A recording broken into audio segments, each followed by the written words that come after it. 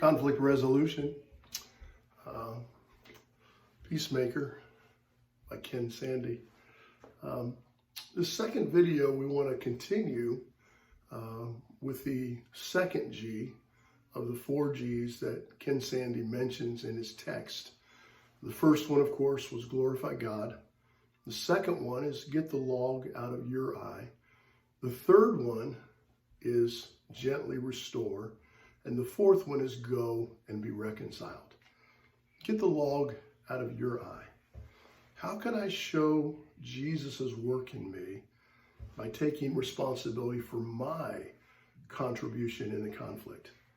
Matthew 7:5 says, you hypocrite, first take the plank out of your own eye, and then you will see clearly to take the speck out of your brother's eye.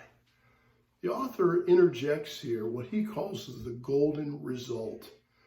The golden result is a corollary to the golden rule, which calls us to do to others as we would have them to do to us.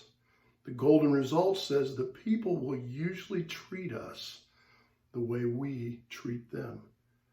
So when we look at the speck in our eye, we might want to ask the question, is this really worth fighting over? A man's wisdom gives him patience. It is to his glory to overlook an offense.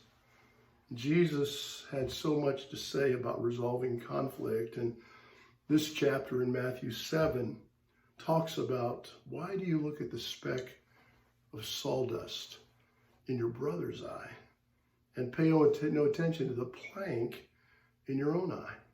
How can you say to your brother, let me take the speck out of your eye, when all the time there's a plank in your own eye? Jesus says, first take the plank out of your eye, and then you'll see clearly to remove the speck from your brother's eye.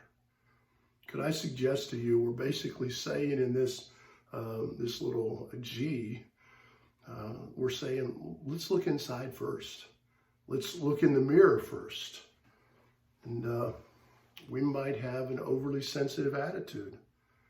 Maybe we get offended a little too easily. We might have contributed to the conflict through something we did, something we said, or even through our own sinful behavior. Simply by looking in the mirror, by looking at ourselves, by checking the beam in our eye, might lead us to overlook some minor offenses. In many situations, the best way to resolve conflict is to overlook the personal offenses of others. Proverbs 19, a man's wisdom gives him patience. It is his glory to overlook an offense. Proverbs 17, so drop the matter before dispute breaks out. Proverbs 10, because love covers a multitude of sins. Not only might we need to overlook, but when we look at the mote, the beam in our own eye, it might cause us to change our attitude. It might cause us to check our attitude. One of the reasons that we have difficulty overlooking offenses is that sometimes our attitude's not what it should be. We might be overly sensitive. One way to guard against this problem is to check your attitude in the light of God's Word. The author talks about this from the context of Philippians. Philippians gives us some points, some bullet points that the author draws to our attention from Philippians chapter 4. Rejoice in the Lord always. An attitude of praise and rejoicing is always a good thing. Let your goodness, your gentleness be evident to all. Are you gentle? Are you kind to all? Replace anxiety with prayer. Instead of getting uptight, pray about the situation. Instead of being anxious, give yourself to prayer. See things as they really are. As we replace anxiety with prayer and we get a little better perspective, it may allow us to see things as they really are.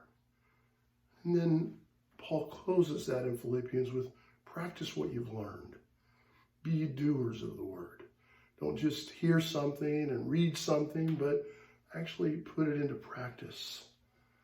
The other thing that might be caused or might be a result of looking in the mirror or checking the beam in our own eye, we might seriously count the cost of the conflict. One way to avoid unnecessary conflict is just to consider the cost of the unresolved conflict. Conflict is usually more expensive than we expect it to be. Unresolved conflict can lead to many types of prisons, many types of hindrances that can exact penalties that we never, ever anticipated.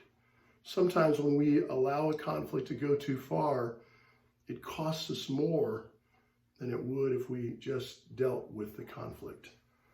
There are many conflicts that require a lot of time, a lot of effort, but there are far more that can be resolved fairly simply by overlooking minor offenses or simply laying down our rights for the sake of someone else.